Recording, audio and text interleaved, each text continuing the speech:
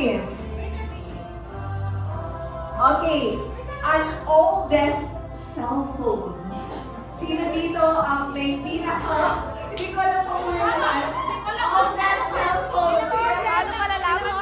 Sino mo tawag? Sino mo? Alam mo, hindi mga oldest cellphone. Ay, sino may picture na nga? Kukupen, di ba? Picture na nga kukupen, kaya oldest. Basta mo. Sige. Tingnan ko muna. Okay, sabi ko na points ang brave. Okay. Okay, 5 din. Kasi Sir Shari mamaya yan ha. Mura yan ha. Okay, Lord. Faith family, sige. And dear sisters. Wala ba kayo? Wow, ibig sabihin po mga latest yan. Latest? O, sige na ha. O, wala silang points. O, seekers. Lahat meron. Okay, guys. Oh, give me a heart-shaped item. Kahit ano, basta heart.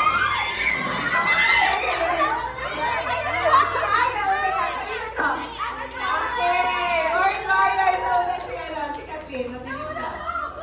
Okay, a heart-shaped item. Okay, next. Bring me a person na merong glitters. Sa katawan, o kahit saan, sa make-up or something. A person na may glitters. Alam, mas pag-glittering ka na ako. Okay, next sa Faith family. May glitters si Lily. Nauna siya. Faith family, 1 point.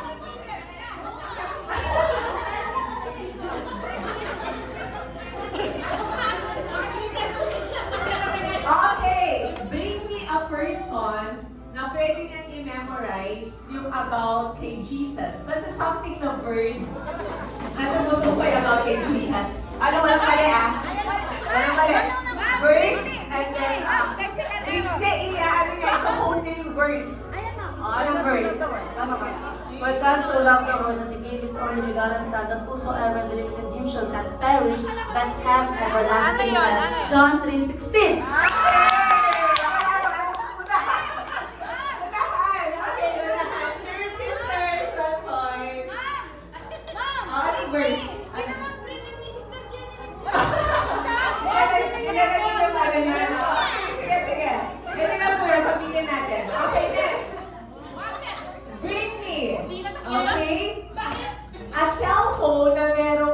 Bible application. Tama sila! Dalhin niyo po sa Luke chapter 2.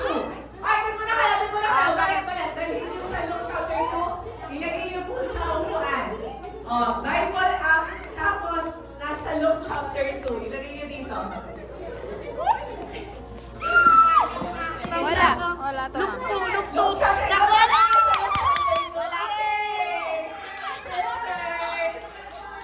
Hindi na pinagnatin 2. Hindi na pinagnatin 2.